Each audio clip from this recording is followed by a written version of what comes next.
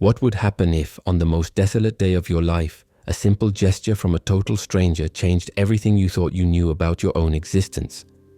Imagine a man who has reached the pinnacle of his career, an architect of great renown, whose name is whispered in boardrooms and whose designs have reshaped the skyline of an entire city, dressed in a tailored charcoal suit that screams success with every precise stitch and perfect line, standing before the frosted glass doors of a prestigious, bustling bistro in the heart of Seattle on a rain-soaked October evening. It is his 44th birthday, a milestone that should be celebrated with laughter and toasts, with the clinking of glasses and the warmth of embraces. But as he stares at the golden light spilling onto the rain-slicked pavement like liquid honey, he realizes with a crushing certainty there is no one waiting for him on the other side of those elegant doors. The hostess, a young woman with professionally applied makeup and a practiced smile, offers a polite, apologetic shake of her head, and he forces a thin, practiced smile in return. A mask of composure that never quite reaches his tired, hollow eyes that have forgotten how to reflect genuine joy. But then, from a modest corner table tucked away near the fogged window where condensation runs in rivulets like silent tears, a woman with a weary but remarkably luminous gaze does something entirely unexpected, something that defies the careful boundaries of modern urban life.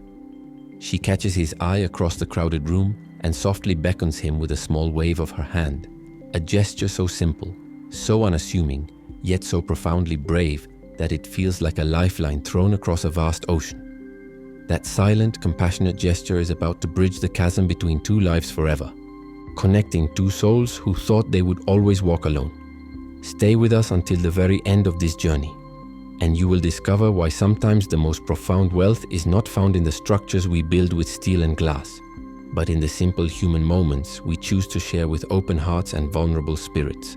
Julian Marcus Ashford never imagined that turning 44 would feel as empty and hollow as standing in the elegant foyer of a restaurant with no reservation and no companion, no voice to share the moment with, no eyes to meet across a table laden with celebration. The October rain was falling over the city in a rhythmic, melancholic drizzle, the kind of evening that usually invites people to gather by a crackling hearth with loved ones, to share stories and warmth. Yet he felt only the crushing weight of another date marked on his calendar with no real significance beyond the passage of time. He had chosen this specific bistro, the Hearth, because it was whispered among his colleagues to be the finest in the district, a place where Seattle's elite celebrated their triumphs and milestones, thinking that perhaps a glass of vintage wine and a masterfully prepared meal could somehow fill the gnawing void he carried in his chest like a stone. He straightened his cuffs with the automatic precision of someone who had spent decades perfecting his appearance, mentally rehearsing the confident nod he would give the staff, the casual ease with which he would request a table for one. He didn't want anyone to see the truth that haunted him with every breath, that he was a man who designed skyscrapers that touched the clouds but had no home for his heart, a man who hadn't received a single personal call of celebration all day despite having over 300 contacts in his phone. His assistant had sent a perfunctory email, his accountant had forwarded a reminder about tax documents, and his sister, living 3,000 miles away in Boston with her own family, had sent a text message at 6 in the morning that read simply, "Happy birthday, hope you're well." No exclamation points, no emojis, no warmth. Just dutiful acknowledgement of a biological fact. The muffled sounds of clinking silverware and warm laughter filtered through the heavy oak doors, serving as a cruel reminder of everything he lacked, every connection he had failed to build or maintain over 4 decades of life. He took a long, steadying breath before pushing his way inside, preparing to play the role he had perfected over the years, the contented, busy professional who was too important to need anyone, too successful to feel lonely. However, every step into that room full of vibrant life only seemed to amplify the silence of his own soul, the emptiness that echoed in the spaces where relationships should have been. Soft jazz drifted through the air like smoke, mingling with the rich, intoxicating aroma of roasted herbs and aged balsamic garlic and butter, fresh bread and expensive wine. Julian scanned the room with the trained eye of an architect, noting the careful design of the space, the warm lighting that made everyone look beautiful, the strategic placement of tables that allowed for intimacy while maintaining flow, the acoustic treatment that permitted conversation without overwhelming noise. But his professional assessment quickly gave way to a more painful observation. His eyes lingered on the tables occupied by families, grandparents laughing with grandchildren, parents sharing knowing glances over their children's heads, He saw young couples lost in each other, their hands intertwined on white tablecloths, their eyes communicating in the silent language of love. He observed groups of old friends who spoke in a shorthand of shared history, referencing decades of inside jokes and mutual experiences with easy familiarity. They all seemed to possess the one thing he couldn't buy with his vast commissions and impressive portfolio: true, unadulterated company. Genuine human connection that wasn't transactional or temporary. He approached the reception desk where a young woman with auburn hair pulled into an elegant chignon greeted him with practiced professionalism. The kind of smooth efficiency that came from greeting hundreds of strangers every week. "Good evening. Welcome to the hearth. Do you have a reservation, sir?" she asked, her fingers hovering over her tablet with its glowing screen, ready to find his name among the evening's carefully orchestrated seating plan. Julian shook his head, suddenly feeling as though he had failed the basic test of adulthood, as though his inability to plan ahead for his own birthday dinner was a damning indictment of his life. "No, I'm afraid I don't. I was hoping you might have a table available for one." The hostess's expression shifted almost imperceptibly into a look of genuine regret as she scrolled through the evening's bookings, her perfectly manicured finger swiping across the screen. Julian felt the answer in his gut before she even spoke, a sinking sensation that seemed to pull him down through the polished wooden floor. "I'm so sorry, sir, but we are completely committed for the evening. We don't have a single table available at the moment. We're normally fully booked on Friday nights, especially in October when the weather drives everyone indoors." Julian nodded slowly, pretending it was of no consequence, as if this wasn't the final insult of a day that had felt fractured and wrong since dawn when he had woken up alone in his king-sized bed in his luxury penthouse to complete silence. "What would the wait be?" he asked, though a part of him was already retreating, wanting to hide in the shadows of the street, to disappear into the rain and the darkness where no one could see his failure. The young woman checked her screen again, her brow furrowing with what seemed like genuine sympathy. "At least 2 hours, perhaps closer to 3. It's a Friday night and we have several large anniversary parties in the main hall," she explained, gesturing toward the back of the restaurant where the celebration was loudest, where the sound of joy seemed to mock his solitude. Julian looked toward the interior of the restaurant, past the hostess stand, and felt a sharp, cold pang in his stomach that had nothing to do with hunger. Anniversary parties, the very definition of the legacy he had failed to build. Relationships that had lasted years, decades even. Couples who had chosen each other and kept choosing each other through all of life's storms. He had built nothing like that. His longest relationship had lasted 18 months and had ended 5 years ago when she had told him, with tears in her eyes, that she felt like she was dating a ghost. A man who was physically present but emotionally absent, always thinking about the next project, the next deadline, the next achievement. "I understand. Thank you anyway," he murmured, turning his back to the warmth and moving toward the exit, his expensive leather shoes making no sound on the restaurant's plush carpet. This small defeat felt like the culmination of every emotional failure he had accumulated over the decades, every friendship he had let wither from neglect, every family gathering he had skipped for work, every moment of genuine connection he had traded for professional advancement. He considered ordering something mediocre to be delivered to his silent penthouse, where he would eat in front of a flickering television playing shows he didn't care about, as he did almost every night, the blue light washing over him in his solitude. But something held him back just as his hand touched the cold brass handle of the door, something he couldn't name. A flicker of stubborn pride perhaps, or perhaps a ridiculous, subconscious hope that the universe might finally offer him a reprieve from this crushing loneliness. He stood there for a moment, frozen in indecision, an island in the stream of people entering and leaving, all of them connected to someone, all of them anchored by relationships that gave their lives meaning.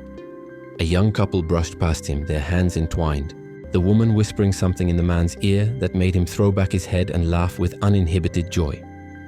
A group of colleagues entered behind them, 5 men and women in business casual attire, debating the merits of a recent architectural project with the kind of passionate engagement that Julian used to feel before cynicism and isolation had dulled his enthusiasm for everything.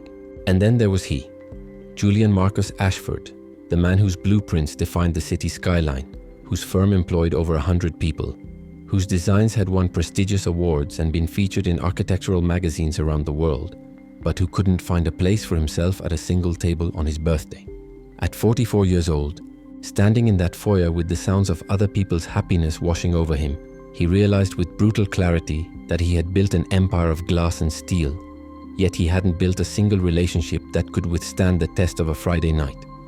Every structure he had designed would likely outlast him, standing for decades or even centuries, monuments to his professional skill. But what monument existed to his personal life? What would remain of Julian the man, as opposed to Julian the architect? He leaned against the wall near a decorative plant, feeling more conspicuous and out of place with every passing second, certain that everyone could see through his expensive suit to the desperate loneliness beneath. The vibrant cacophony of the room felt like a physical weight pressing against the silence of his life, crushing him with its contrast. He closed his eyes for a heartbeat, wondering when exactly his path had diverged so sharply from the dreams of his youth. Back then, when he was a 20-year-old architecture student full of passion and idealism, he had imagined a life so different from this one. He had envisioned himself as a man who came home to the beautiful chaos of children and the warmth of a partner who knew his every flaw and quirk and loved him anyway. Someone who would challenge him and support him and remind him that there was more to life than work. Instead, his life was defined by bank statements with impressive numbers that meant nothing, by a schedule packed with professional obligations but devoid of personal meaning, by a heart that felt like an abandoned building, structurally sound perhaps, but empty, echoing, waiting for someone to bring it back to life. When he opened his eyes again, his gaze wandered aimlessly through the sea of faces, not really seeing anyone, until quite suddenly and unexpectedly, he saw her. There was a small table by the window, half hidden by a decorative pillar and a potted fern, the kind of table that restaurants keep for overflow when every other spot is filled. A woman with dark hair pulled back into a simple, elegant knot was sharing a single plate of pasta with a young boy about 7 years old, maybe 8. It wasn't the most prominent table in the room. In fact, it looked like the kind of afterthought seating that gets offered when nothing better is available. Yet, the scene possessed a magnetism that stopped Julian's breath in his chest and made his heart constrict with an emotion he couldn't immediately name. The woman was carefully cutting a piece of chicken into tiny portions with surgical precision, placing them on the boy's plate before taking a small bite for herself, and Julian understood immediately what that gesture meant. This was someone for whom every meal had to be carefully managed, every dollar stretched as far as possible. The boy was speaking with animated gestures, his small hands moving through the air to illustrate some story, his eyes wide with excitement, and she was listening with a tenderness so profound it felt sacred, her entire being focused on him as if he were the most important person in the world. They clearly didn't have much. The way they shared that one dish, the absence of appetizers or drinks beyond water, spoke of a carefully managed budget, of choices made between necessities. But they had something Julian hadn't touched in years, a connection that mattered more than anything money could buy. Watching them from across the room, Julian felt a wave of something he didn't expect and couldn't immediately process. It wasn't envy exactly, though there was an element of that. Envy for what they shared, for the obvious love between them. It was more a deep, hollow longing for the simplicity of not being alone on the day he was born, for having someone who cared enough to celebrate with him, for being seen and known and valued by another human being. He couldn't look away, drawn to the quiet dignity of their shared meal like a moth to flame, mesmerized by this glimpse into a life so different from his own. Suddenly, as if sensing his gaze, the woman looked up, and for a fraction of a second that felt like an eternity, their eyes met across the crowded restaurant. Julian looked away instantly, feeling the heat of embarrassment flood his face for staring so intently at strangers, for being caught in this moment of raw longing. But in that brief connection, he had seen something in her eyes, a weariness that matched his own perhaps, or a strength born from struggle, or simply a human recognition of another person's pain. He wondered what they were celebrating, or if they were celebrating anything at all, or if they were simply finding a moment of joy in what was probably a difficult week, month, year. Maybe she had also faced a long, exhausting day, fighting battles he couldn't imagine, making impossible choices, carrying burdens that would have crushed him. But at least she wasn't facing the darkness by herself. At least she had this beautiful child, this connection, this purpose that went beyond herself. If you are finding yourself moved by this story, perhaps it's because we all know what it feels like to be on the outside looking in, to press your face against the glass of other people's happiness and wonder why you can't find your way inside. Sometimes we get so caught up in the digital noise of our lives, in the endless scroll of curated perfection on social media, in the performance of success, that we forget the power of a real human community built on genuine connection rather than likes and followers. If you value stories that remind us of our shared humanity, that strip away the pretense and show us what really matters, consider subscribing to our channel. We are building a space where these quiet truths can be heard above the noise, where authentic human experiences are honored and shared, and your presence here means more than you know. Let's continue this journey together, one story at a time, building a community that values substance over surface. The boy leaned in to whisper something in his mother's ear, his small hand cupping his mouth in that conspiratorial way children have when sharing secrets, and she nodded in response, a weary but genuine smile illuminating her face like sunrise breaking through storm clouds. Julian felt a pang of nostalgia for a life he had never actually lived, a family he had never built, moments of intimacy he had never experienced. He told himself firmly to move, to leave this place before he became even more of a ghost haunting this room full of life, before his loneliness became any more pathetic or visible. He took a decisive step toward the exit, determined to vanish into the rain and the night, to return to his expensive solitude where at least no one could witness his isolation. But just as the cool evening air hit his face and he began to push through the heavy door, a small high-pitched voice called out from behind him, cutting through the ambient noise of the restaurant like a bell. "Sir? Excuse me, sir." Julian turned, confused and certain he was mistaken, that the call must be intended for someone else. The little boy from the window table was standing there in the middle of the restaurant, looking up at him with large, curious eyes that held no judgment, only innocent interest. The boy glanced back at his mother for confirmation, seeking her approval, and Julian's eyes followed that glance. The woman was now looking directly at Julian across the distance of the restaurant. Her expression one of soft, silent understanding that seemed to see right through his expensive suit and professional demeanor to the lonely man beneath. It wasn't pity in her eyes. Julian had seen pity before and hated it with a passion, but something much more profound. The kind of recognition that exists between people who have both known the weight of a heavy heart, who understand what it means to struggle, to endure, to keep going when everything inside you wants to stop. She shared what appeared to be a conspiratorial look with her son, a small nod of permission or encouragement, and in that moment Julian felt paralyzed between his instinct to flee and the strange electric feeling that something significant was unfolding, that he stood at a crossroads where his choice would matter. The woman raised her hand in a discreet, unmistakable invitation, a gesture of such simple grace that it took Julian's breath away. She gestured toward the empty chair at her small table and offered a small tentative smile that seemed to say, "I see you. You don't have to be alone." The boy followed suit, waving him over with a joyful energy that seemed utterly unself-conscious and pure. Julian looked around the restaurant, certain they must be beckoning to someone else, perhaps a friend or family member he hadn't noticed, but no, their eyes were fixed unmistakably on him. This stranger in an expensive suit who had been staring at them from across the room. Two complete strangers were offering him the one thing he couldn't ask for, the one thing his pride and his fear had prevented him from seeking, a place at the table, a place to belong, even if just for one evening. His first instinct, born from decades of self-reliance and emotional self-protection, was to decline. What would people think? A man like him, obviously wealthy and successful, sitting with a mother and child he didn't know, clearly from a different economic world? Wouldn't it be an intrusion on their private moment, this celebration of whatever small victory they were honoring? Wouldn't they feel obligated to include him out of politeness, ruining their own evening? But then he remembered the crushing weight of the silence waiting for him at home, in his penthouse with its floor-to-ceiling windows and its museum-quality furniture and its complete absence of life. He thought about the microwave dinner he would eat alone, the television he would watch without really seeing, the bed he would climb into by himself, the birthday that would pass unmarked and unmourned. These two people, without knowing his name or his net worth or his professional achievements, without knowing anything about him except that he was alone, were offering him grace. They were extending human kindness without expectation of return, without calculation or agenda. And Julian realized, standing there in that doorway between leaving and staying, that he had a choice. He could protect his pride and return to his comfortable, miserable isolation. Or he could accept this unexpected gift and allow himself to be vulnerable, to be seen, to be human. Julian walked toward the table slowly. each step feeling like a conscious choice to reclaim his own humanity, to step out of the cold fortress he had built around himself brick by brick over 4 decades.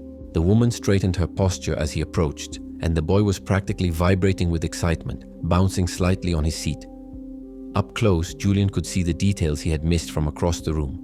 The woman's clothes were clean and carefully maintained, but clearly not expensive. Her sweater had been darned at the elbow. Her shoes were practical and worn. The boy's shirt was slightly too large, probably bought with room to grow into, and his sneakers had been colored with marker to hide scuff marks. "Good evening," Julian said, his voice sounding more gravelly than usual, rough with emotion he was trying to suppress. He cleared his throat, feeling the sudden prickle of nerves that he hadn't experienced since he was a young man, uncertain and unformed. The woman smiled with a warmth that felt like a sunbeam breaking through clouds, genuine and unguarded. "Good evening. Forgive us for being so forward, but we noticed you were waiting for a table," she began, her voice steady and kind, with an accent that suggested she might have grown up somewhere else, somewhere warm. "We have plenty of room here at our table, and we would be honored if you joined us for dinner."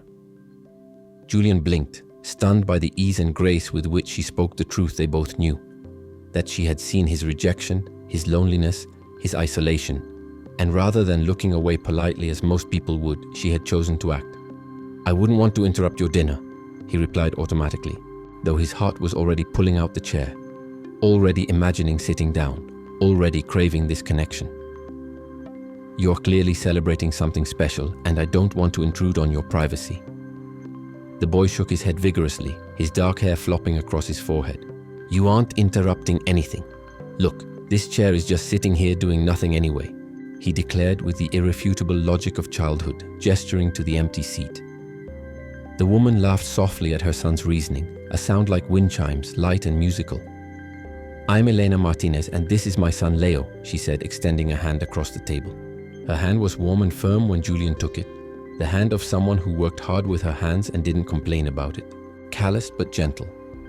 "Julian Ashford," he replied, shaking her hand and feeling a strange lump forming in his throat at this simple human contact, this ordinary gesture that felt extraordinary to him in his isolation. Elena gestured to the seat again with a graceful movement. "Please sit down, Mr. Ashford. No one should have to wait 2 hours for a meal on a Friday night. And no one should have to eat alone on their birthday," she added, and Julian's head snapped up in surprise. How did she know it was his birthday? He must have looked confused because she smiled gently and added, "I overheard you mention it to the hostess when we were coming in. I hope you don't mind." Her eyes held a wisdom that seemed to exceed her years. She looked to be in her early to mid-30s, but she had the bearing of someone who had lived through experiences that aged the soul if not the body. Julian finally sat, placing his hands on the table and feeling unsure of what to do with them, where to look, how to act in this situation that fell outside all his usual social parameters. This wasn't a business dinner with clear agendas and expected behaviors. This wasn't a date with its own set of rules and rituals. This was something entirely new in his carefully controlled life, an act of spontaneous human kindness between strangers. Leo watched him with the unfiltered curiosity that only children possess, not yet taught to hide their interest or pretend indifference. Elena moved their shared plate slightly to the side to make room, and Julian noticed then with a pang of guilt and admiration that they only had 1 glass of water between them and the 1 plate of pasta they were sharing, a detail that spoke volumes about their circumstances and their careful management of limited resources. He felt a sudden sharp wave of discomfort, acutely aware of the gulf between his world of luxury and their world of necessity, the vast economic chasm that separated his reality from theirs. The waiter arrived within moments, looking surprised to see a third person at the table, his professional mask slipping slightly. "Would the gentleman like to see a menu?" he asked, pulling out his order pad. Julian opened his mouth to say he would buy everything on the menu for all of them, to order appetizers and entrees and desserts and expensive wine, but Elena beat him to speaking with a firm but kind voice. "Just a glass of water for the gentleman, for now please," she said with a tone that brooked no argument. The waiter nodded, seeming to understand something in her expression, and left, leaving the 3 of them in a silence that should have been awkward according to all social conventions, but was strangely peaceful instead. Leo was the first to break the ice, as children often are, unburdened by adult anxieties about appropriate conversation. "Are you waiting for someone, Mr. Julian?" he asked with total innocence, his head tilted to one side like a curious bird. Elena gave her son a gentle look of warning. a mother's silent communication that said he was treading into personal territory. "Leo, we don't ask personal questions of people we just met," she chided softly. But Julian shook his head, surprised to find that he didn't mind the directness. "It's okay really," he assured her, looking the boy in the eye and deciding in that moment to be honest, to drop the pretense he usually maintained. "No, Leo, I wasn't waiting for anyone. I came here alone to have dinner by myself." The confession hung in the air, fragile and honest, more vulnerable than anything he had admitted to anyone in years. Leo processed this information, his young face scrunched in concentration, trying to imagine why any adult would willingly go to a restaurant without a friend or family member. Elena looked down at her plate, giving Julian a moment of privacy in his vulnerability, allowing him space to breathe after that admission. When the water arrived in a simple glass, Julian took a sip just to give his hands something to do, feeling the cold condensation against his palms, grounding himself in the physical sensation. Leo leaned forward across the table, his small chin resting on his hand in an unconscious imitation of adult contemplation. "Don't you have any family, sir?" The question was a blunt instrument, as only a child's honesty can be, cutting straight to the heart of things without the polite circumlocution adults employ.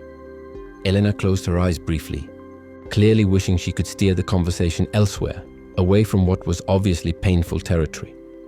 Julian took a deep breath, feeling the air fill his lungs, and made another choice, the choice to be real, to be present, to meet honesty with honesty. If these strangers were brave enough to open their table to him, he could be brave enough to offer them the truth. "I have a family, Leo," he said quietly, his voice barely audible above the restaurant's ambient noise. "I have a sister who lives in Boston with her husband and 2 children. I have cousins scattered across the country. But we live very far apart now, and we don't see each other very much anymore.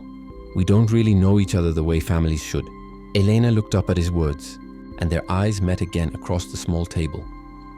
There was an ocean of empathy in her gaze, a depth of understanding that suggested she knew something about loss and distance and the slow dissolution of connections.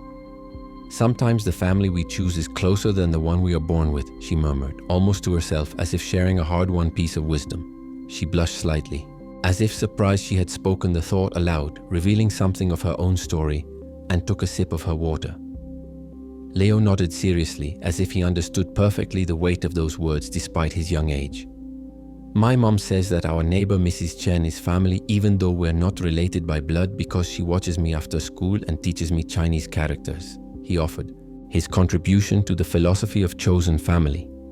Julian felt a sudden, intense urge to know their story, to understand how they had ended up at this table, what struggles they faced, what dreams they harbored. But he didn't want to pry, didn't want to turn this generous gesture into an interrogation. Instead, Leo shifted the mood with the agility that children possess, moving from heavy topics to light ones without transition. "Today was a very, very big day for us, wasn't it, Mom?" he chirped, his pride evident in every syllable, his chest puffing out slightly. Elena stroked his hair with obvious affection, a gesture so tender it made Julian's chest ache. "Tell him, Leo. It was your achievement, your hard work that we are celebrating." Leo sat up straight in his chair, beaming with the unself-conscious pride of childhood. "I sold every single one of my handmade bookmarks today at the library fair," he announced, as if it were the most important news in the entire world, as significant as any corporate merger or architectural award. Julian smiled, his interest genuine and spontaneous. "Every single one. That's incredibly impressive, Leo. How many did you make?" 35, the boy exclaimed, holding up his fingers to count. "I spent the whole entire week drawing different animals on cardstock, pandas and tigers and dolphins and owls, and then my mom helped me laminate them and attach the tassels at the top." Elena watched him with an unconditional love that needed no words, visible in the way her eyes followed his every gesture, the way her whole face softened when she looked at him, the way she seemed to glow with pride in his accomplishment. Julian listened to the story of the young artist with rapt attention, feeling something unfamiliar stirring in his chest. A warmth, a lightness, a sense of being present in a moment that mattered. He had closed multi-million-dollar deals and negotiated with the city's most powerful figures, had presented his designs to boards and committees, had given speeches at conferences attended by thousands, but he hadn't felt this kind of pure, unadulterated joy in years, perhaps decades. This child's genuine excitement about selling 35 handmade bookmarks touched something in Julian that all his professional success had failed to reach. My mom helped me with the tassels because my fingers aren't good at tying the tiny knots yet, Leo added with complete honesty, no shame in admitting what he couldn't do. She's the best seamstress in the whole entire world. She can fix anything that's broken or torn or damaged. Elena laughed softly, shaking her head at her son's exaggeration, but clearly moved by his faith in her. I just do alterations and repairs, Leo. Let's not exaggerate too much, she said with genuine humility that Julian found refreshing after years of dealing with people who inflated their accomplishments. She turned to Julian with an apologetic smile. I have a small tailoring business that I run from our apartment. It keeps us going while I look for something more permanent and stable. Julian nodded, understanding immediately the subtext of her words. This dinner at the hearth wasn't just a casual meal. It was a celebration earned through hard work and sacrifice, a reward for a week of effort, a moment of joy carefully budgeted for and planned. It represented choices made, perhaps skipping other luxuries, saving carefully, prioritizing this moment of recognition for her son's achievement. And what are you celebrating, Mr. Julian? Leo asked suddenly, his curiosity boundless and uncontainable. People only come to the hearth for something special, right? That's what my teacher said. Julian felt the weight of the question settle on his shoulders like a physical burden. Elena looked apologetic, ready to shush Leo again for being too personal, but Julian raised a hand to stop her. It's okay really, he said, looking directly at the boy with his honest open face. Today's my birthday, Leo. I'm 44 years old today. Leo's face lit up as if he'd just received a gift himself, his eyes going wide with excitement. It's your birthday, he exclaimed loud enough that a few people at nearby tables glanced over with amused smiles. Elena looked at Julian with a mixture of surprise and a quiet lingering sadness that suggested she understood more than she was saying. And you came here to celebrate it alone, she said, not as a question or an accusation, but as a simple statement of fact, a realization spoken with gentle compassion. Julian shrugged, trying to diminish the significance of his solitude, trying to make it seem like a choice rather than a circumstance. I'm used to it by now, it's really not a big deal anymore. But Leo shook his head fiercely, with the absolute conviction of someone who still believes in the fundamental importance of celebrating life's milestones. Of course it's a big deal. Birthdays are the most important days of the whole entire year. It's the day you were born, the day you came into the world. Elena reached out across the table and placed her hand briefly over Julian's in a spontaneous gesture of comfort and solidarity. The contact was fleeting, lasting only a few seconds, but it felt more significant and meaningful than any handshake or professional interaction he'd had in a decade. Her hand was warm despite the cool restaurant, and Julian felt the calluses on her fingers from years of sewing and hard work. No one should spend their birthday alone, she said firmly, with a quiet strength that suggested she had made this declaration from experience. I'm very glad you accepted our invitation to join us. Julian felt that lump in his throat again, threatening to choke him, and he had to blink rapidly to keep unexpected moisture from gathering in his eyes. He couldn't remember the last time someone had been genuinely happy for his presence without expecting a paycheck or a favor in return, without wanting something from him. In his world, every relationship was transactional. People were nice to him because of what he could do for them, because of the connections he could provide, the opportunities he could create, the influence he wielded. Leo was already plotting something new. It was visible in the way his eyes darted between his mother and Julian, the way he whispered urgently to Elena with an expression of intense conspiracy. Elena listened to whatever her son was proposing, then smiled and nodded slightly, indulging him. We'll see, honey. Let's not get ahead of ourselves, she whispered back, but there was a warmth in her tone that suggested she was already convinced. The conversation flowed naturally after that initial awkwardness dissolved like ice melting in spring sunshine. Leo told animated stories about his school friends, Marcus, who could burp the alphabet, Sophia, who was the fastest runner in second grade, and Mr. Peterson, the music teacher, who had a mustache that looked like a caterpillar. Elena added gentle corrections and details about their life in their small two-bedroom apartment in the Greenwood neighborhood, painting a picture of modest but dignified living. Julian found himself laughing, truly laughing from his belly, for the first time in months, perhaps years. It wasn't the polite, measured laugh he used in boardrooms and at professional events. It was spontaneous and light and utterly genuine, sparked by Leo's spot-on imitation of his stern music teacher's dramatic conducting style. For a moment, sitting at that modest table with its simple place settings and shared pasta, Julian forgot about his titles and his bank accounts and his professional reputation. He wasn't the famous architect whose name appeared in newspapers and design magazines. He was just a man having dinner with friends, sharing stories and laughter, being present in a moment that mattered. The waiter passed by their table, and Julian took the opportunity to discreetly signal him. When the young man approached, Julian quietly ordered a round of desserts from the menu: the chocolate lava cake, the tiramisu and the lemon sorbet, along with fancy Italian sodas for the table, insisting that they allow him to contribute at least that much to the meal. Elena accepted with a gracious smile of thanks, though Julian noticed how she tightened her grip on her napkin under the table, as if accepting even this small gift was a challenge to her fierce independence and pride. He understood that she didn't want charity, didn't want to be seen as someone who needed rescuing, but he hoped she could see this gesture for what it was: simple gratitude for the profound gift she and Leo had given him.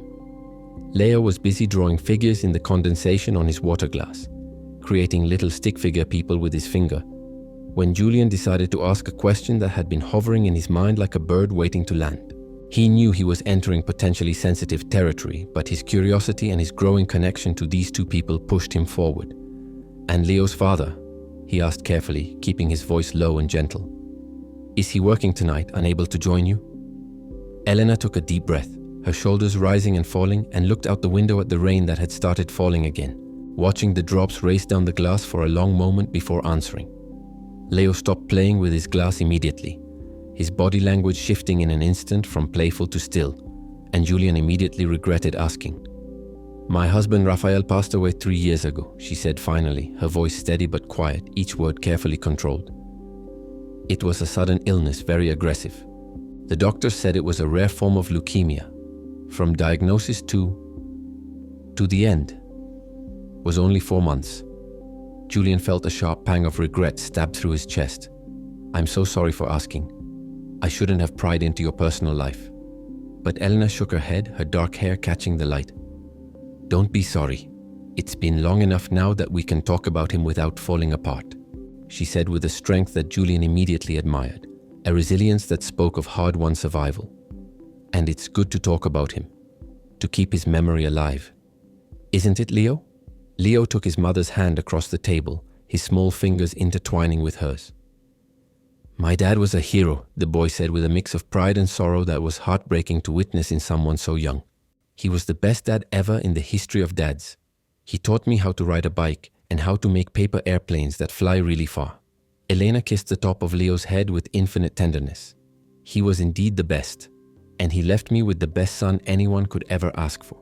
The way she spoke of her late husband was completely devoid of bitterness or anger at the universe. There was pain.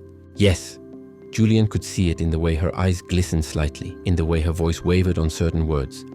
But there was also an overwhelming sense of gratitude for the time they had shared, for the love they had experienced, for the child they had created together. Julian was fascinated and humbled by how she had transformed such a devastating loss into a foundation of strength rather than allowing it to become a prison of grief. "How do you do it?" he asked before he could stop himself, before his professional filter could engage. "I'm sorry, that's too personal. Forget I asked." Elena looked him directly in the eye, her gaze piercing through all pretense and surface to see something true underneath. "How do I do what exactly?" "You can ask, Julian. We're past pretending to be strangers now." Julian gestured vaguely with his hands, struggling to articulate what he meant. "Smile like that. Talk about something so painful and difficult without looking like you're falling apart inside. You seem so strong, so together." Elena gave a soft, sad laugh that held years of struggle in its notes. "Who says I'm not falling apart inside? I promise you I am. But I have a son who needs to see that life goes on even after tragedy, that the pain isn't the end of the story, that we can survive what we think will destroy us." Leo nodded with a seriousness far beyond his 7 years, wisdom acquired through experience no child should have. "Mom cries sometimes at night," he confessed without malice or embarrassment, simply stating a fact. "I can hear her through the wall, but she says tears are just like the rain. They help things grow later. They water the seeds of new beginnings." Julian felt something break inside him, some wall or defense he'd maintained for decades. This woman, who was clearly struggling every single day just to provide the basics for herself and her child, who worked from home doing alterations for whatever people would pay, who was raising a son alone without the support of the child's father, had somehow found a way to turn her suffering into a lesson of hope for that son. It was a kind of alchemy that Julian couldn't comprehend, turning grief into growth, loss into love, pain into purpose. The first few months after Rafael died were a complete nightmare, Elena admitted, her voice dropping to almost a whisper, and Julian had to lean in to hear her over the restaurant noise. There were days when I didn't want to get out of bed, when breathing felt like too much effort, when I couldn't imagine how I would survive another hour, much less another day or year. But Leo needed me to be functional. And I discovered something profound. When you choose to get up for someone else, even when it's the absolute last thing you want to do, something inside you gets stronger too. It's like exercise for the soul. Julian listened to every word as if it were a revelation, a secret to living that he had never learned in all his years. He had faced business crises and financial storms, had dealt with demanding clients and impossible deadlines, but he had never had to transform raw grief into the fuel to keep moving forward. He had never had to be strong for someone else in that way. I learned to turn my exhaustion into courage, she continued, her eyes distant as if looking at memories only she could see. Because if I stayed exhausted, if I gave in to it, I wouldn't be able to give Leo the life he deserves. Children are resilient, but they need at least one parent who can show them how to keep going. The boy looked at his mother with absolute adoration, the kind of pure love that children have before the world teaches them cynicism. "My mom is the bravest person I know," he declared with complete certainty. Julian could only nod in agreement, his throat too tight for words. "I think your son is absolutely right, Elena. What you've done, what you continue to do every day, it's extraordinary. It's more impressive than anything I've ever accomplished." Elena blushed at the compliment, color rising in her cheeks. "I'm not extraordinary at all. I'm just a mother doing what mothers do, surviving for their children, putting one foot in front of the other even when the path is dark." But Julian knew that wasn't entirely true, knew it in his bones. He had known people with far more resources, far more support, far more advantages who had crumbled under far less pressure. Wealth and privilege, he was learning, provided no immunity to life's hardest challenges, but they often prevented people from developing the kind of resilience Elena possessed. The conversation gradually moved to lighter topics, the heavy moment passing like a summer storm. Julian found himself sharing things he never told anyone, opening up in ways that surprised him. He spoke about building his architectural firm from nothing in his late 20s, about the sleepless nights spent perfecting designs, about the risks he'd taken and the hard choices he'd made to get where he was. But as he spoke, hearing his own words, he realized something disturbing. All his stories were about work, about professional achievements and business victories. He had no anecdotes about shared laughter with friends, no memories of family vacations or romantic moments, no stories of real human connection that didn't revolve around contracts and commissions. Elena seemed to notice this realization dawning on his face, seemed to see the moment when he understood the poverty of his personal life despite his professional wealth. "Success can be a very lonely place, can't it?" she murmured, her voice full of understanding. "Especially when you reach the top and look around and realize you climbed there alone."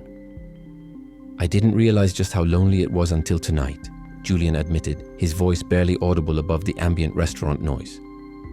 "I didn't see it because I was so focused on the next goal, the next project, the next achievement. But sitting here with you both, I can see clearly what I've been missing, what I've sacrificed without even knowing I was sacrificing it." Leo was watching them with that peculiar attention children have when they sense adults are saying something vital and important, even if they don't fully understand it. His young face was serious, contemplative. "My mom says money can't buy you real hugs," the boy shared with the wisdom of someone repeating a lesson learned. "Is that true, Mr. Julian?" Julian felt a massive weight settle on his chest, the weight of truth he'd been avoiding for decades. "It is absolutely, completely true, Leo. Your mom is very wise and you're lucky to have her." He paused, then added with complete honesty, "And she's lucky to have you." Elena reached out and held Julian's hand for a moment longer this time, her grip firm and warm. "We all have our battles, Julian. Yours are different from mine. You fight loneliness and disconnection while I fight poverty and uncertainty. But that doesn't mean your battles don't hurt just as much. Pain is pain and struggle is struggle, regardless of your bank balance." Julian looked at her hand holding his, small, work-worn, calloused from sewing, yet offering more genuine comfort than he had felt in years, perhaps in his entire adult life. For the first time in decades, he didn't feel judged for his wealth or his choices or his personal failures. He felt seen as a complete human being, Julian the man, not Julian the architect, not Julian the millionaire, not Julian the success story. Just Julian, with all his flaws and loneliness and unmet needs. And in that modest bistro, at that corner table, over a shared plate of pasta and glasses of water, something fundamental in his soul began to shift in ways he didn't yet understand but could feel in every cell of his body. If you are enjoying this story, please take a second to hit the like button below this video.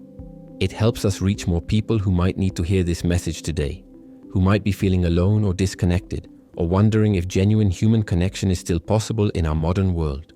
Your support is the reason we can keep telling these stories that matter, that remind us what it means to be human. Thank you for being here with us. Julian was so absorbed in the moment, so present in this conversation that actually mattered, that he didn't notice Leo signaling to their waiter across the restaurant. The boy caught the young man's eye and gestured for him to come over, then whispered something into his ear with cupped hands, his expression serious and conspiratorial.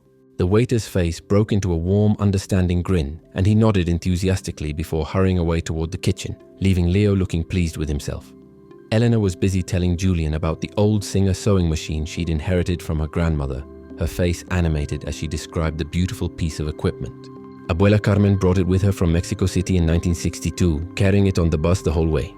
It weighs probably 40 pounds, this massive cast iron machine, but it still works perfectly. She used to say that every stitch should carry a little bit of love, that when you sew something for someone, you're stitching your care right into the fabric. Julian was captivated by the story, by the way Elena's heritage and history were woven through her daily life. Leo nodded along to his mother's story, but his eyes were bright with the secret he was keeping, glancing toward the kitchen door with barely contained excitement. Julian was sharing a memory of his own grandmother's kitchen in response, the only warm childhood memory he could access. When the waiter reappeared from the kitchen, carefully carrying a small white plate. On it sat a single modest cupcake with vanilla frosting, nothing fancy or elaborate, clearly from the bistro's simple dessert selection rather than their premium menu. A solitary candle had been placed in the center, its small flame flickering bravely in the ambient draft of the restaurant. The waiter approached their table with a kind, knowing smile and placed the plate ceremoniously in front of Julian. "Compliments of the young gentleman here," he announced warmly, gesturing toward Leo, who was practically bouncing in his seat with excitement and pride. "Happy birthday, sir." Julian froze completely, every muscle in his body going still as he stared at the tiny cake and the flickering flame that represented so much more than light. His throat constricted, his vision blurred slightly, and he couldn't speak. Eleanor gasped audibly, her hand flying to her mouth, clearly surprised by her son's independent action. "Leo, when did you arrange this? When did you even have time?" she asked, astonishment and pride mixing in her voice. The boy beamed with the satisfaction of a plan perfectly executed. "When you were talking to the waiter earlier about getting water for Mr. Julian, Mom, I asked him to come back and I gave him the money I saved from the bookmark fair today. I had $37 total and the cupcake cost $6, so I still have $31 left for my bike fund." The boy's words hit Julian like a physical blow to the heart, knocking the air from his lungs. "Because no one should have to blow out their birthday candle alone. That's what you always say, Mom. That birthdays are for celebrating that someone was born and everyone deserves that." The impact of what this child had done struck Julian with overwhelming force. He felt a sudden hot sting in his eyes and had to blink rapidly, fighting against tears that threatened to spill over. This child, this 7-year-old boy, who had worked all week making bookmarks by hand and selling them one by one at a library fair, had voluntarily used his hard-earned money he was saving for something he wanted, a bike, for a complete stranger. Not because anyone asked him to, not to get anything in return, but simply because he believed no one should be alone on their birthday.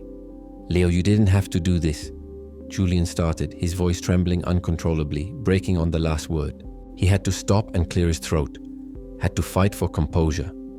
But the boy shook his head with complete conviction, with the absolute moral certainty that only children possess before the world teaches them to be cynical or calculating. "Of course I did. It's your birthday. And birthdays are important. They're the one day that's just yours, just about you being alive in the world." Elena looked at her son with tears streaming freely down her face now, no longer trying to hide them or wipe them away. She was clearly deeply moved by the generosity and compassion of his spirit, by the values she had somehow successfully instilled in him despite all their struggles. She looked at Julian with a smile full of tenderness and understanding. "My son has the biggest heart I've ever known," she said, her voice thick with emotion. "Sometimes I wonder where he got so much kindness, so much innate goodness. I don't think I can take credit for all of it." Leo shrugged with the unself-conscious humility of childhood. "You taught me, Mom. You're always teaching me. You said sharing a little bit of what you have is always better than keeping a lot just for yourself, that love grows when you give it away." The wisdom in those simple words, spoken in a child's voice, felt profound. Julian couldn't take his eyes off the candle, watching the flame dance and flicker, casting moving shadows.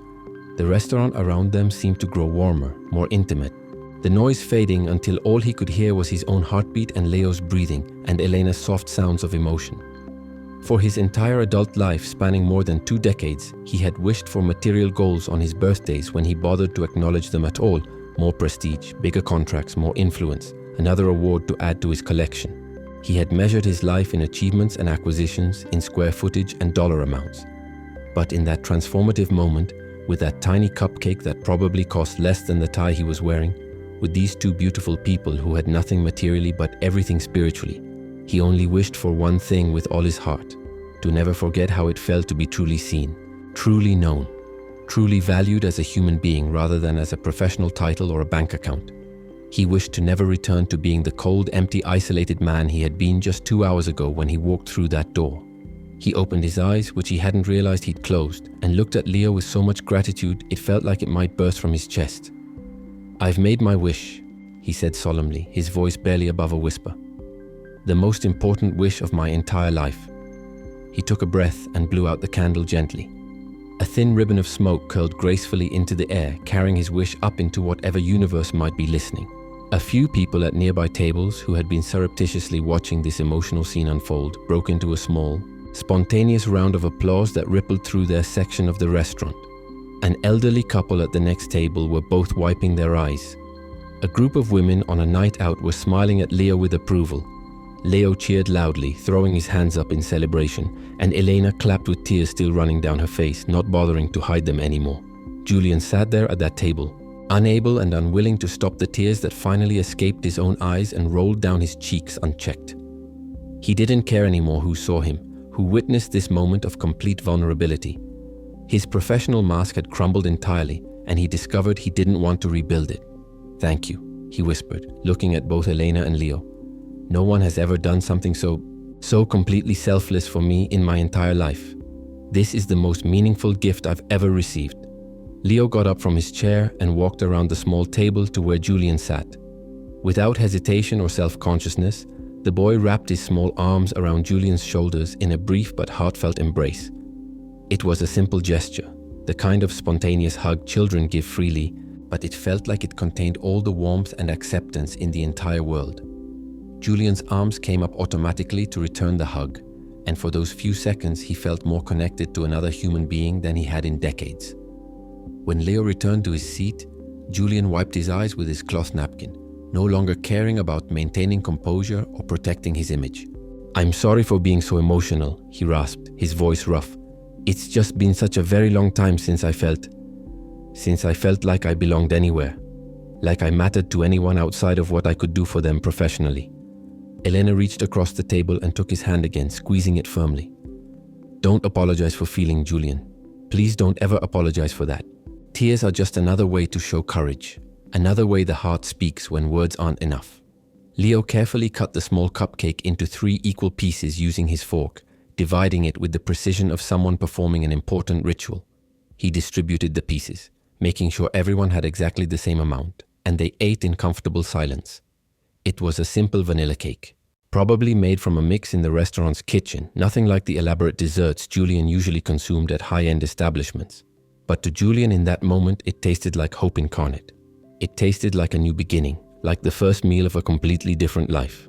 They ate slowly, savoring not just the taste but the moment itself, a silence filled with newfound understanding and connection. None of them knew then, sitting at that corner table as the rain continued outside, that this cupcake was just the beginning of a much larger story, the first chapter of something that would transform all their lives in ways they couldn't yet imagine. As the meal naturally came to its conclusion, as plates were cleared and the hour grew late, Julian felt an overwhelming need to express his gratitude in some concrete way. to mark this moment with a gesture that matched its significance. He reached for his wallet, pulling out his platinum credit card. But as he moved to signal the waiter, the atmosphere at the table shifted noticeably. Eleanor's expression became serious, her posture straightening, her jaw setting in a way that suggested he had crossed a line. "No, Julian," she said firmly, her voice taking on a tone he hadn't heard from her before. Not harsh, but absolutely brooking no argument. "We already discussed this implicitly. We are paying our own check." Julian shook his head, genuinely confused by her resistance. "Please, Eleanor, let me do this. You've given me something tonight that I can never possibly repay. Connection, belonging, meaning. Let me at least take care of the bill for dinner. It's nothing to me financially." But Elena sat up even straighter, her dignity radiating from her like heat, and Julian suddenly saw the steel beneath her gentle exterior. "I appreciate the offer very much, Julian. I really do, and I understand it comes from a good and generous place. But we came here tonight to celebrate Leo's success with our own money. Money he earned and money I budgeted for.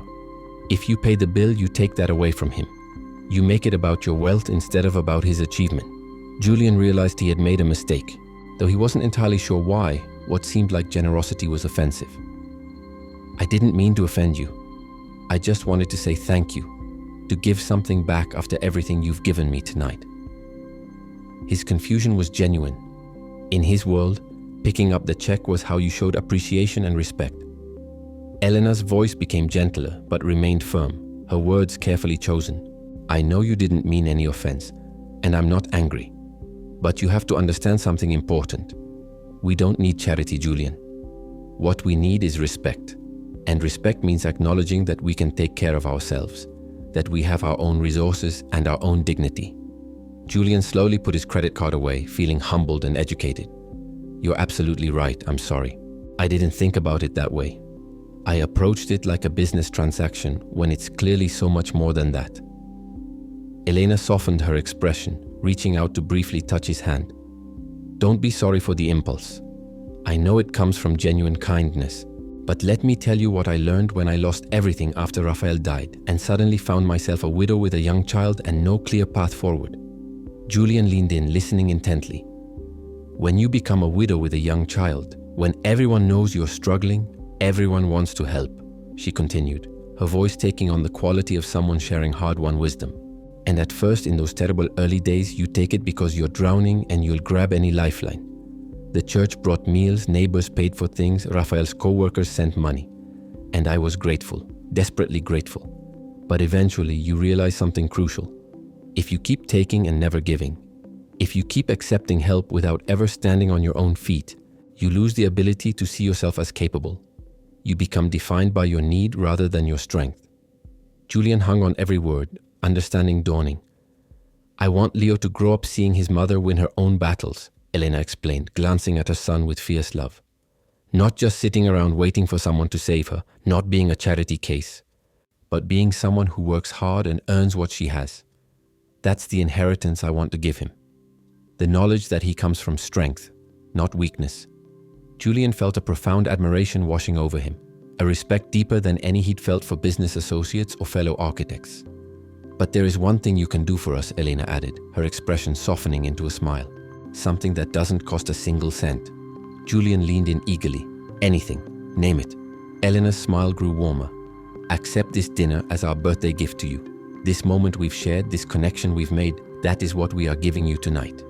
And in return, you are giving us the gift of your company, your stories, your presence. That is an equal exchange, Julian. That is a trade where everyone wins." The words felt like a revelation to Julian, a completely new way of understanding human interaction. She wasn't rejecting him or his money. She was offering him something far more valuable, the chance to be an equal, to be part of a genuine relationship rather than a benefactor, to receive grace rather than only provide it. "I accept," Julian whispered with deep sincerity. "It is the best gift I've received in all my 44 years of birthdays." They walked out of the restaurant together into the cool Seattle night, stepping from the warm interior into air that smelled of rain and earth. The earlier drizzle had stopped, leaving the city sparkling under the streetlights like it had been washed clean, every surface reflecting light in shimmering patterns. The pavement was still wet, creating mirror images of the buildings and lights, doubling the beauty of the world. Leo was yawning widely, his earlier boundless energy finally fading after the excitement of the day and evening. "I think someone needs his bed very soon," Elena said with maternal tenderness, ruffling his hair affectionately. "We have church in the morning, and you promised Mrs. Chen you'd help her water her plants."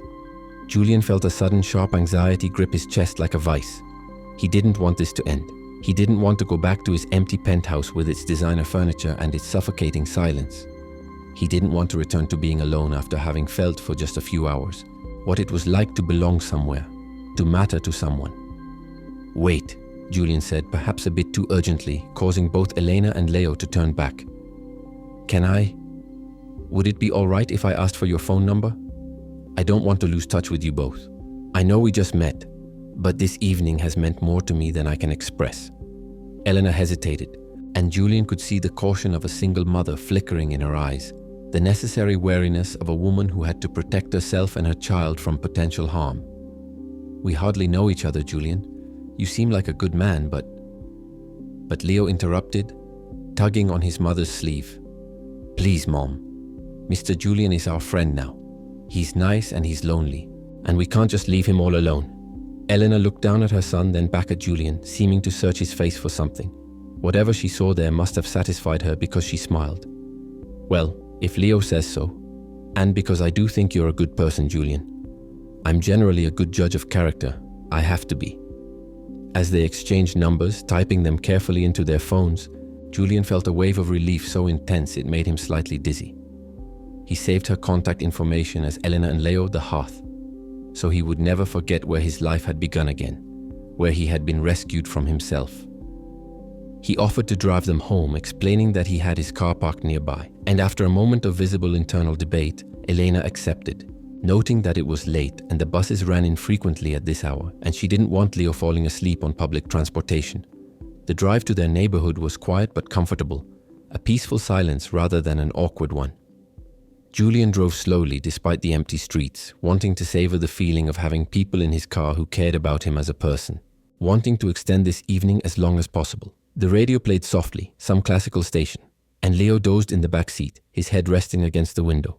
Elena gave directions in a soft voice, guiding him through turns and traffic lights toward a part of the city Julian rarely visited, a neighborhood of modest homes and close-knit streets far from the luxury condos and upscale restaurants of his usual territory.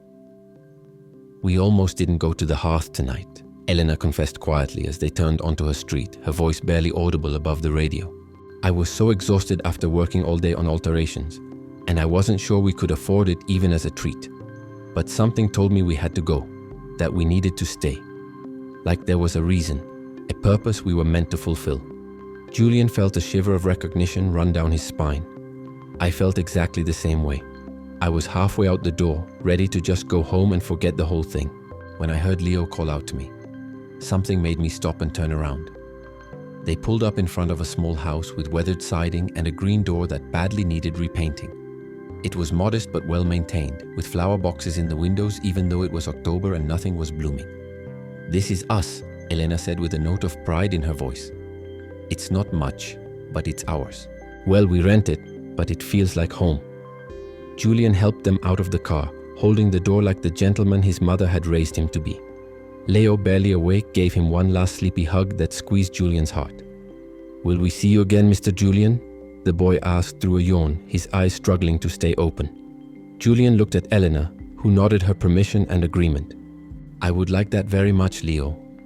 More than you know." As he watched them walk to their green door, Elena's arm around Leo's shoulders, the boy leaning against his mother with trust and love, Julian stood by his car for a long time, unwilling to break the spell by leaving too quickly.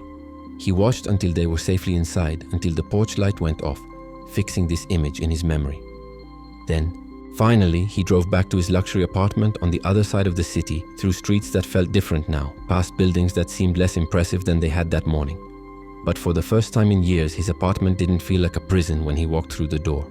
It felt like a place where he could finally start planning a different kind of life, where he could begin building something that mattered beyond blueprints and buildings. He sent Elena a quick text before getting ready for bed.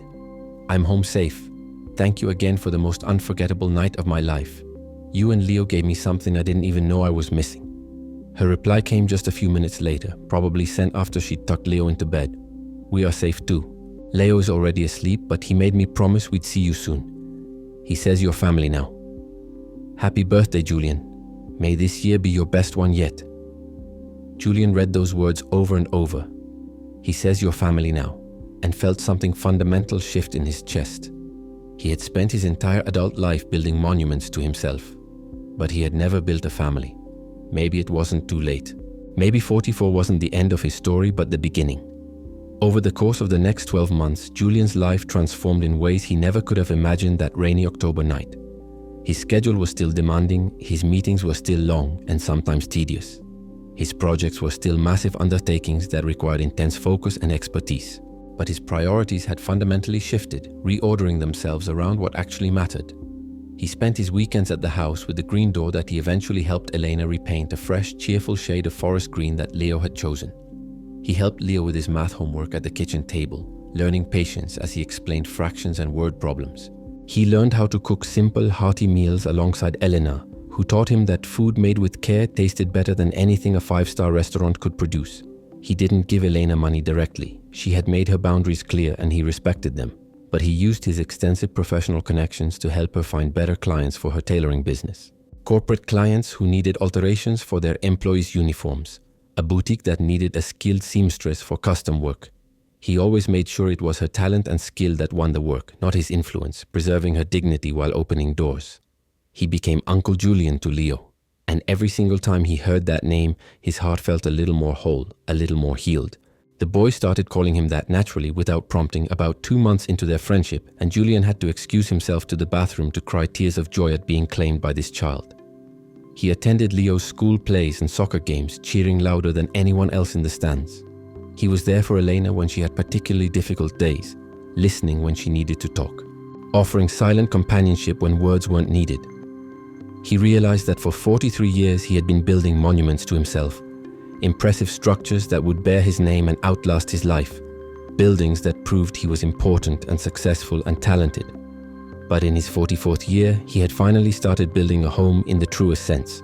Not a structure of wood and nails, but a place constructed from love and time and chosen family, from showing up and being present and caring without expecting anything in return. 1 year to the day after that transformative birthday dinner, Julian found himself at another birthday table.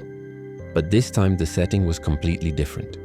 Instead of a prestigious bistro with mood lighting and expensive wine lists, he was in the small backyard of the house with the green door. There were colorful streamers hung somewhat crookedly by Leo with Julian's help. The smell of burgers and hot dogs being grilled by their neighbor Mr. Rodriguez, and the sound of laughter from the eclectic group of people Elena and Leo had invited. Neighbors from their street, parents from Leo's school, members of Elena's church, and a few of Julian's colleagues who had become genuine friends rather than just professional contacts. There was no prestigious chef creating elaborate presentations, no vintage wine that cost more than most people's monthly rent, just plastic cups filled with lemonade and soda, paper plates loaded with potluck contributions, and a community of people who knew his name and liked him for who he was rather than what he could do for them. Julian sat at a picnic table that wobbled slightly, wearing jeans and a regular shirt instead of his usual expensive suit, and felt more authentically himself than he had in decades. As the sun began to set, painting the sky in shades of orange and purple, Leo stood up on a chair to give what he called a speech, holding a glass of lemonade like it was champagne. The backyard quieted, everyone turning their attention to the 8-year-old with the serious expression. "A year ago today," Leo began, his voice proud and clear, "we found Uncle Julian at a restaurant. He was all alone, and now he isn't. And we aren't either, not really. He's the best part of our family that we got to choose." Julian sat there, this man who was technically a millionaire, who owned property across the city, whose name was known in architectural circles around the world, feeling wealthier than he had ever felt in his life, not because of his bank account but because of the hands he was holding. Elena's hand was in his left hand, warm and strong and calloused from work. Leo had climbed down from his chair and taken his right hand, squeezing it with childish enthusiasm. He looked at Elena, and she smiled at him, that same weary but luminous smile that had saved him a year ago, though it was less weary now and more luminous, as if some of her burdens had been shared and lightened. He realized then, with absolute clarity, That the most beautiful structure he had ever designed in his entire career wasn't made of glass or steel, wasn't sketched on blueprints or built with cranes and construction crews. It was made of the love and the time they had invested in each other, of showing up consistently, of choosing each other day after day, of building trust and connection brick by brick through small acts of kindness and presence. 6 months after that birthday celebration, Julian did something he never thought he would do. He proposed to Elena in that same backyard, with Leo's blessing and active participation in the planning. It wasn't a grand gesture with expensive rings and public displays. It was a quiet evening. Just the three of them, with Julian expressing simply and honestly that he wanted to make their chosen family official, that he wanted to be Leo's father-in-law as well as in heart, that he wanted to wake up every day for the rest of his life knowing he belonged to them and they belonged to him. Elena said yes through tears, and Leo cheered so loudly that the neighbors came out to see what was happening, and soon the whole street was celebrating with them. They married 6 months later in a simple ceremony at Elena's church, a beautiful fusion of Julian's world and Elena's. His colleagues in their suits mixing with her neighbors in their Sunday best, expensive flower arrangements next to handmade decorations, catered food alongside potluck dishes. Raphael's memory honored alongside the celebration of new beginnings. 2 years after that, in the home they had bought together. Larger than the rental with the green door, but in the same neighborhood, because Elena refused to leave her community, and Julian discovered he loved it there. Julian sat in a rocking chair at 2 a.m, holding his infant daughter Sophia, named after Elena's grandmother. Leo, now 11, was asleep down the hall in a room filled with books and art supplies and the evidence of a child who was loved and encouraged to pursue his interests. Elena appeared in the doorway of the nursery, her hair tousled from sleep, wearing one of Julian's old t-shirts. "Can't sleep," she whispered, coming to sit beside him. "Just thinking," Julian whispered back, looking down at Sophia's tiny face, perfect and peaceful in sleep. "About how lucky I am. About how close I came to missing all of this. About how different my life would be if you hadn't waved at me that night." Elena rested her head on his shoulder. "But I did wave, and you had the courage to accept the invitation. That's the important part. You chose to be vulnerable, to take the risk, to let us in." Julian kissed her hair. "Every single day, I thank God for that doorbell ringing at the hearth, for the hostess saying they had no tables, for Leo's enormous heart, for your incredible generosity, for you teaching me what love actually means." "And what does it mean?" Elena asked softly, smiling because she knew he would have a thoughtful answer. He always did now, this man who had learned to examine his heart as carefully as he examined his blueprints. "It means showing up," Julian said, rocking Sophia gently. "It means being present even when it's hard. It means choosing someone every day, not just once. It means building something together that's stronger than what either of you could build alone. It means letting yourself be known, really known, and trusting that you'll be loved anyway." Elena lifted her head to look at him, her eyes shining in the dim nursery light. "You've become quite the philosopher, Mr. Ashford." "You've become quite the teacher, Mrs. Ashford," he replied, and they shared a kiss over their sleeping daughter's head, a moment of perfect contentment. If this story has touched your heart in any way, if it has reminded you of what truly matters in this life we're all navigating together, please share it with someone who might be feeling a little bit alone today. Someone who has forgotten that connection is still possible, that chosen family is real, that it's never too late to start building a different kind of life. Leave a comment below telling us about a time a stranger showed you unexpected kindness, or share what this story made you feel, what it stirred in your own heart. We are building a community here, a space where these truths can be spoken and heard, and your voice is a vital part of that community. Don't forget to subscribe to our channel for more stories that remind us that no matter how much we have or how little, no matter what we've achieved or what we've lost, we all have the capacity to change a life with a single simple gesture of genuine human kindness. May your path be filled with people who see you for who you truly are, not for what you have or what you can do for them. May you find a table where you always belong, where you are welcomed and celebrated simply for existing. May you experience a hand that holds yours in the dark times, and a heart that understands your silence as well as your words. Wealth is not what you gather in bank accounts or display in homes. It is what you give away freely, what you share generously, what you build with others. The richest people are not those with the most money, but those with the most love, the deepest connections, the strongest community. Thank you for being part of our story today, for taking this journey with Julian and Elena and Leo, for opening your heart to their transformation. May their story inspire your own. Amen. And may you always find your way home to the people who truly see you.